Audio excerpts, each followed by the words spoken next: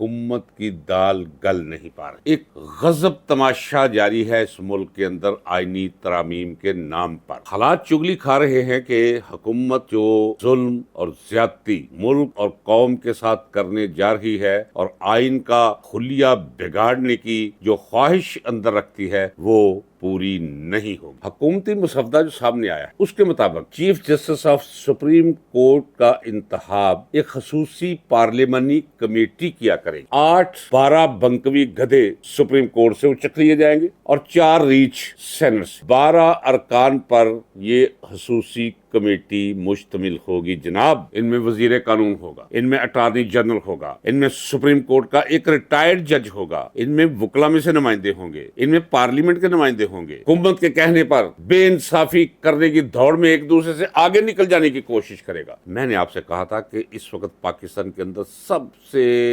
ذہین سیاستدان مولانا فضل الرحمان، وہ لانتے جو نصیب بن چکی ہیں آصف علی زرداری اور اس کے خاندان کی اور شریف اور اس کے خاندان کی، ان کا حصے دار اور ساجھیدار نہیں بنے گا مولانا۔ تو مولانا اس موقع سے پورا فائدہ اٹھائیں گے کیونکہ اس وقت قوم کا نام ہے پی ٹی آئی۔ بسم اللہ الرحمن الرحیم۔ ناظرین کرام السلام علیکم۔ آج ہفتہ ہے، 19 تاریخ ہے اور صبح کے 7 بج رہے۔ ساری رات ٹی وی اسکرینز پر میں دماغ اور آنکھیں ٹکائے رہا، لیکن نتیجہ اگر ایک جملے میں آپ کے سامنے پیش کروں تو وہ یہ ہے کہ حکومت کی دال گل نہیں پا رہی۔ ایک غضب تماشا جاری ہے اس ملک کے اندر آئینی ترامیم کے نام پر۔ حالات چگلی کھا رہے ہیں کہ حکومت جو ظلم اور زیادتی ملک اور قوم کے ساتھ کرنے جا رہی ہے اور آئین کا حلیہ بگاڑنے کی جو خواہش اندر رکھتی ہے وہ پوری نہیں ہوگی۔ ابھی تک کی صورتحال تو یہ ہے۔ ناظرین کرام، یہ تو آپ کو علم ہوگا کہ کسی بھی ملک کے نظام میں عدل و انصاف کا ایک سربراہ ہوتا ہے، جس طرح پاکستان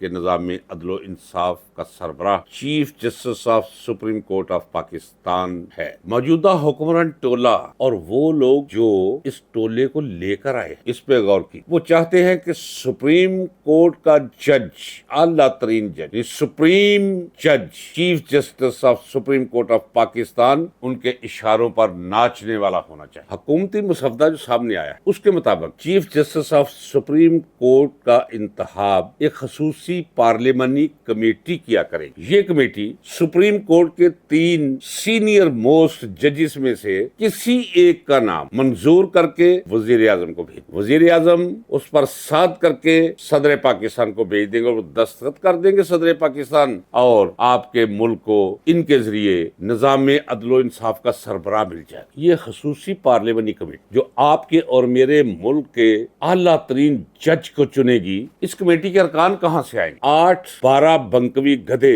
سپریم کورٹ سے اچک لیے جائیں گے اور 4 ریچ سینٹ سے۔ ان 12 ارکان پر یہ خصوصی کمیٹی مشتمل ہوگی جناب۔ اب آئیے جناب اسی مسودے کی روح سے ذرا یہ دیکھیں، ایک چیز تو واضح ہو گئی کہ chief justice of supreme court کہاں سے آئے گا، اسے کون لائے گا، ہم تبصرہ بعد میں کریں گے کہ اس میں کیا کیا قباختیں چھپی ہوئی۔ اب جو باقی ججز ہیں ان کا تقرر کیسے ہوگا؟ ان کا تقرر جوڈیشل کمیشن کرے گا۔ جوڈیشل کمیشن میں صرف 6 ججز ہوں گے، باقی سارے باہر والے ہوں۔ باہر والے سے آپ سمجھتے ہیں کیا ہے؟ آج بھی دیہاتوں میں لوگ جب کھیتوں میں سور گھس آتے ہیں اور صبح سویرے وہ دیکھتے ہیں تو کسی کو یہ نہیں کہتے کہ وہ سور آ گئے، وہ سمجھتے ہیں کہ زبان پلید ہو جاتی، وہ کہتے ہیں یار باہر لے کس گئے اندر کھیتا میں، تو یہ باہر لے، بس سمجھ گئے نا آپ؟ یہ جو باہر لے ہیں ان میں کون کون ہوگا ذرا وہ سنیے۔ ان میں وزیر قانون ہوگا، ان میں اٹارنی جنرل ہوگا، ان میں سپریم کورٹ کا ایک ریٹائرڈ جج ہوگا، ان میں وکلا میں سے نمائندے ہوں گے، ان میں پارلیمنٹ کے نمائندے ہوں گے۔ یعنی اندازہ کر لیجئے کہ اس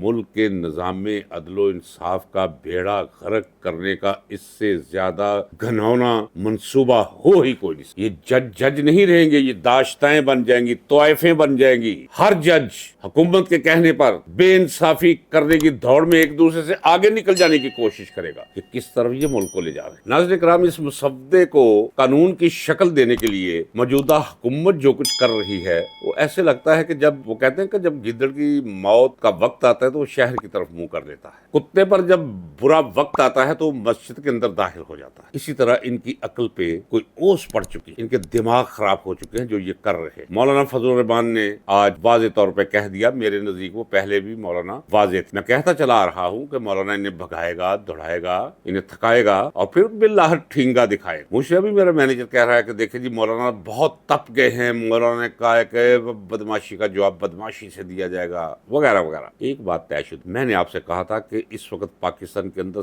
سب سے ذہین سیاستدان مولانا فضل الرحمان، یہ پہلے سے طے شدہ تھا مولانا کے نزدیک، وہ کسی صورت بھی وہ لانتے جو نصیب بن چکی ہیں آصف علی زرداری اور اس کے خاندان کی اور شریف اور اس کے خاندان کی، ان کا حصے دار اور ساجھیدار نہیں بنے گا مولانا۔ باقی مولانا جو کچھ بھی کہہ رہے ہیں یا جو صبح اب کہیں گے، وہ جو کچھ بھی ہے وہ اپنا قد کاٹ بڑھانے کے لیے، ایک محب وطن کی حیثیت بنوانے کے لیے، ایک جمہوریت پسند کہلوانے کے لیے۔ اچھی بات ہے، اچھی بات ہے، اگر واردت بھی ہے تو بڑی خوبصورت واردت ہے، بڑی نیک واردت ہے، سیاست ہے ہی واردت کا نام، تو مولانا اس موقع سے پورا فائدہ اٹھائیں گے، کیونکہ اس وقت قوم کا نام ہے پی ٹی آئی، 90% عوام عمران خان کے ساتھ۔ تو پی ٹی آئی مولانا کے بہت خلاف ہوا کرتی تھی، اب پی ٹی آئی والوں کے دل کے اندر مولانا کے لیے نرم گوشہ پیدا ہو جائے گا، یعنی مولانا اس قابل ہو جائیں گے کہ سیاست کر سکیں اگلے چند سال، کیونکہ جس نے عمران خان کے ساتھ جو کچھ ہو رہا ہے اس میں اپنا حصہ ڈالا، وہ آئندہ سیاست سے فارغ ہے، قوم کے لیے وہ